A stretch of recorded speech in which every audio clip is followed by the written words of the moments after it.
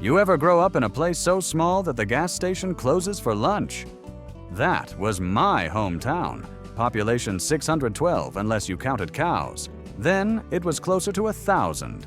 I'm from a little village in the Midwest, the kind of place where the biggest scandal was when someone painted the water tower with "Go Badgers" in 2003, and people still talk about it like it was the moon landing.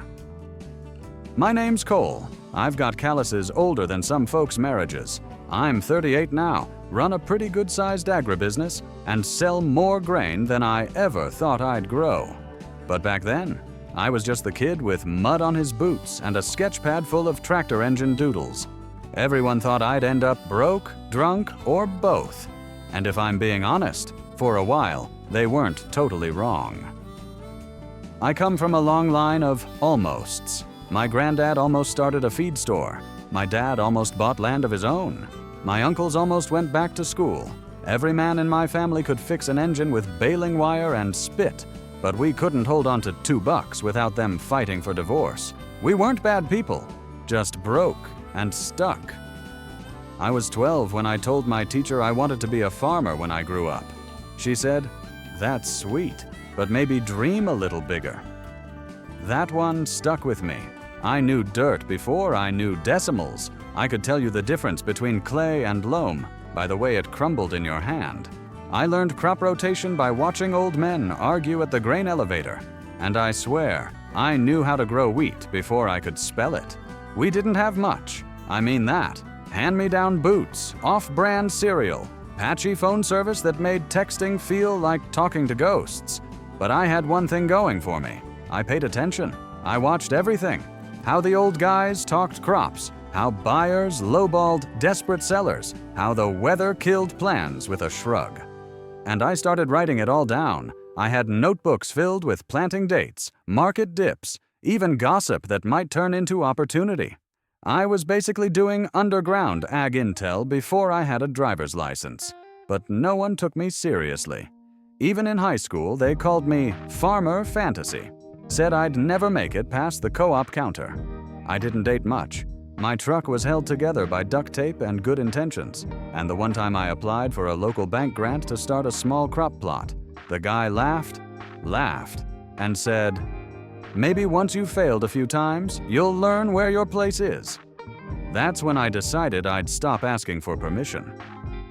My first break came from the most unexpected place.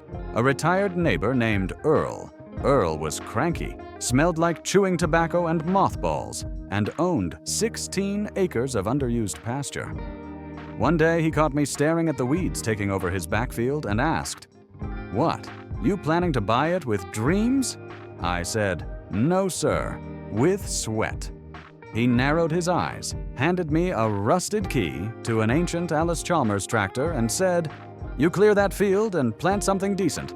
I'll let you use the land for free next season."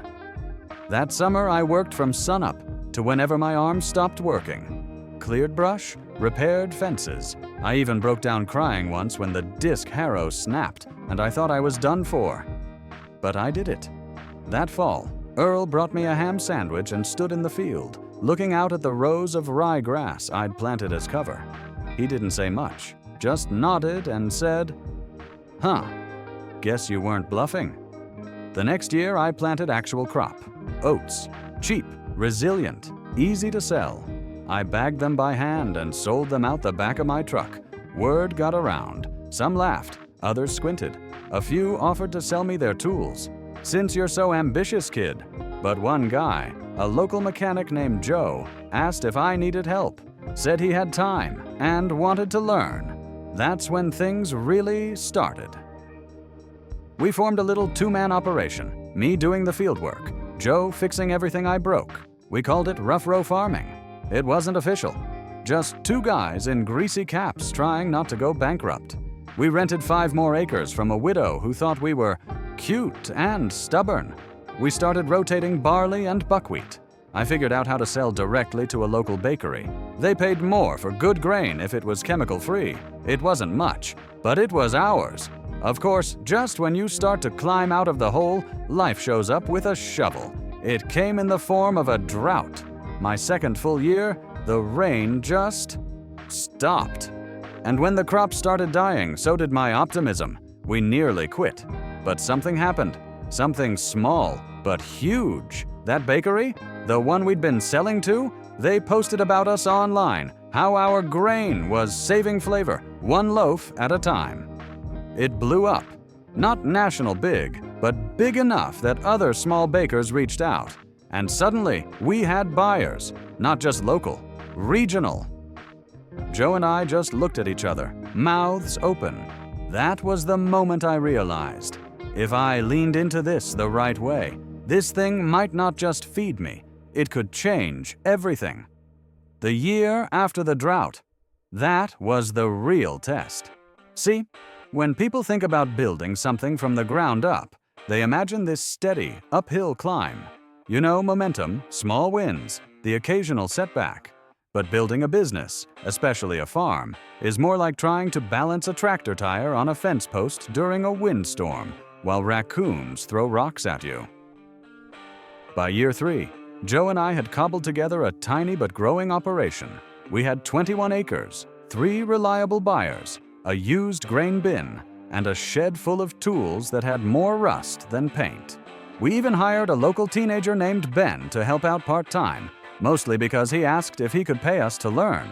I said, if you show up on time and don't wreck the tractor, we'll call it even.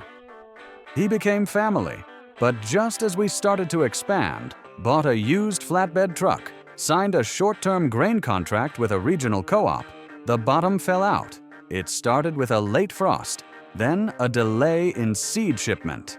Then the co-op backed out of the contract, saying they overestimated demand, which is corporate speak for someone else offered cheaper. We were sitting on 15 tons of grain with no place to send it, and we were already 2 months behind on our equipment payments. That's when the calls started. A guy named Marshall, big name in local ag real estate, reached out and said, I hear you're sitting on some property. Bet it'd feel nice to not owe anyone. I told him we weren't selling. He laughed. Everyone sells eventually, especially when they're young and broke.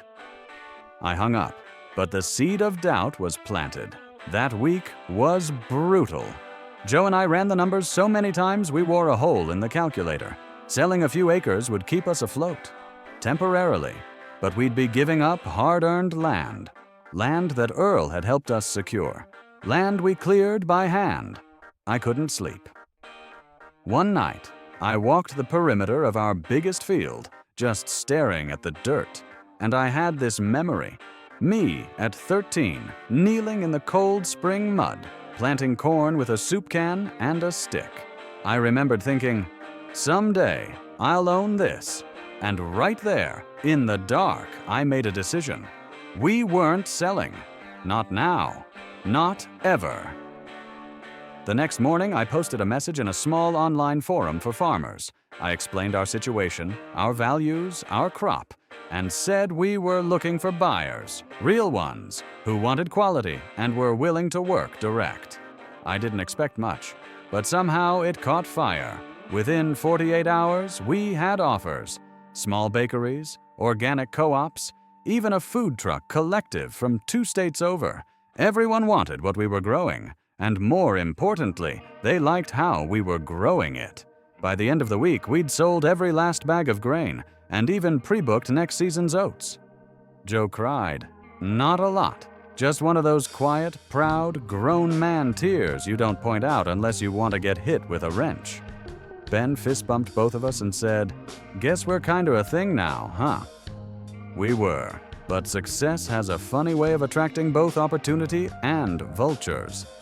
That fall, I got a knock on my door from a woman named Darcy. She wore boots, sharper than my wit, and handed me a folder. I'm with AgNext Capital, she said. We help small farms go big.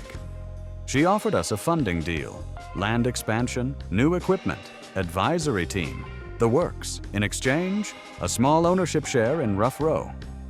Joe was hesitant. I was curious. We reviewed everything. It looked solid. But I couldn't shake this feeling. Like if I signed that paper, I'd lose more than just a percentage. So I asked the question no one ever asks. What happens if we say no? Darcy smiled. Then I guess you keep doing it the hard way. I looked at Joe, looked at the field, then back at her. We've gotten this far on elbow grease and dumb luck. I think we'll keep betting on that. She blinked, genuinely surprised. Then she said something I'll never forget. Well, Mr. Cole, I don't know if you're brave or just too stubborn to know when to quit. I shrugged. Probably both. She tipped her hat, left us the folder anyway. That night, I wrote a list of everything we'd built. 12 steady buyers, 3 full-time workers, including Ben, a YouTube channel with 6,000 followers, thanks to Ben, and 37 acres that used to laugh at us. Not bad for the kid they said would never make it past the co-op counter. But deep down, I knew the biggest challenge was still coming. Something that would test not just my crops, but my character. And it started with a phone call from someone I hadn't talked to in 15 years, my dad. When I saw my dad's name light up on the old flip phone I kept for emergencies, I froze. We hadn't spoken in 15 years. Not since he left town with a duffel bag, a dented motorcycle helmet, and a pile of debts that had our house teetering on foreclosure. The last thing he ever said to me before he disappeared was, "Farming's a dead man's game. You should get out before it buries you too." And now he was calling, after all this time?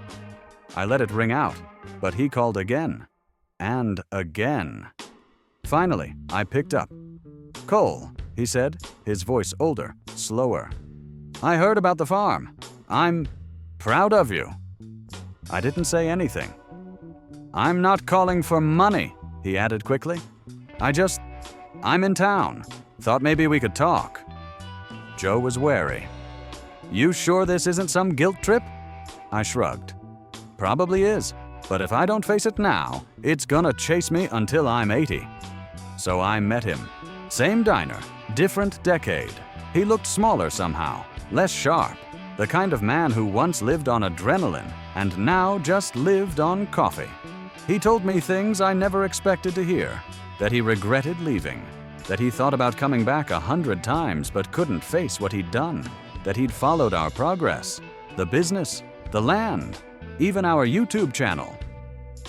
"You're doing what I never had the guts to try," he said. "You didn't just stick with it. You made it yours." We talked for 2 hours. He didn't ask for anything. No money, no second chances. Just a seat at the table long enough to say, "I see you now."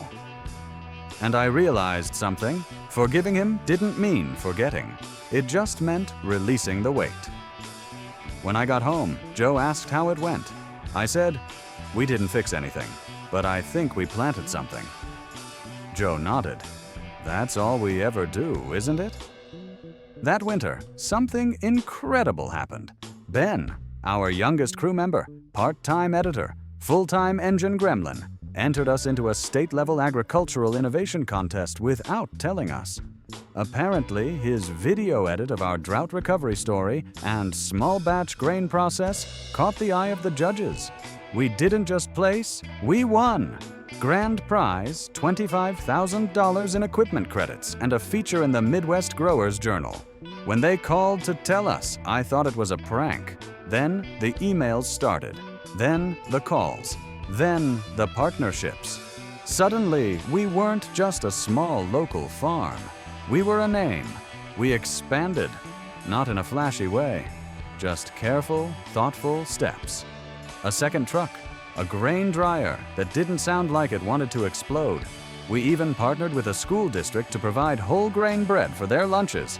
I gave my first real speech at a regional farming expo. I opened with, "I used to get laughed at for thinking a kid from a dirt town could grow something worth selling. Turns out, wheat doesn't care where you're from. It only cares if you show up." Room went quiet. Then it clapped. I'm not a speech guy. But that day, I realized I had something worth saying. Then came the moment I'd never forget. Earl, the old man who first gave me access to land, who handed me the key to his rust bucket tractor and said, "Show me what you got," passed away. I hadn't seen him in weeks. His niece called to tell me the news, said he left something for me in his will. It was his land, all 16 acres. He wrote, to the only person who didn't just promise they'd plant something, but actually did. I cried like a baby. We added a small sign to the edge of that plot, Earl's Field. Every spring, we plant a wildflower border around it. Ben says it's great for the bees. I say it's great for the soul. But just as we settled into a rhythm, another twist came, the kind that makes or breaks you. A buyer from a national grocery chain reached out. They'd seen our story, loved our product, wanted to sign a massive contract. Think big, their rep said. Real distribution, real money. Joe was thrilled. Ben was cautious. I was split because something about it felt too easy. And I've learned nothing good comes without dirt under your nails. The offer came in official-like. Contracts, NDAS. Zoom calls with too many people in button-downs who said words like scalability and brand narrative. They wanted exclusivity, 5-year deal, large-scale oats, rye, wheat, distributed under their new Heritage Grain label. Fancy way of saying, we like your story. We want to sell it in a box. The money, more than we'd made in 5 years combined. The catch? We'd have to grow to meet demand, lease more land, borrow, scale fast, and we'd lose control over where, when, and how our grain was used. Joe said, "It's a rocket ship, Cole." I said, "Yeah, but is it one we're flying or just riding?" I asked for a week to think it over. During that week, something happened that hadn't happened in nearly a decade. Rain, not just a drizzle. A full, soaking, cleansing rain. The kind that smells like second chances and makes the soil sing. I stood in Earl's Field, mud up to my ankles, letting it hit my face. And it hit me. Everything good in my life, everything, came slow. Came from sweat, from neighborly favors, from stubbornness and late nights, and people like Earl, Joe, and even Ben, showing up when it would have been easier not to. This farm wasn't built for rapid growth. It was built to last. So I called them back, told them thank you. But no, they were stunned, offered to revise, said we'd be crazy to walk away. I said maybe, but this land doesn't belong in boardrooms. It belongs in families. And just like that, we walked. We kept building, slower, smarter. We started hosting farm tours, school visits, taught kids how to identify seeds and use compost. Ben launched a TikTok that somehow hit 100,000 followers. I still don't understand how. Joe trained a group of local veterans to work seasonal harvest. Said fixing tractors wasn't too different from fixing tanks. He wasn't wrong. And me? I finally bought my first brand new pair of boots. A few months ago, I got asked to speak at the same school where my teacher once told me to dream bigger than farming. I brought a bag of grain and a photo of Earl, told the kids the truth. I used to think success looked like skyscrapers and TV interviews, but it turns out it can look like wheat swaying in the wind and a neighbor saying, "I believe in you." They clapped. One kid asked if I was famous. I said, "Only to about 600 people, and one cow named Daisy." Here's the funny part. Last week, that same national chain called again. They said, "We respect your decision, but we'd still like to work with you. On your terms. Maybe a spotlight feature? You can keep doing what you're doing." That time, I said yes. Not because we needed them, but because we finally didn't. So yeah, that's the story. The joke kid from the muddy boots. The one nobody believed in. I didn't build an empire with concrete or stock options. I built it with dirt, and friends, and patience. And I'd do it all again tomorrow.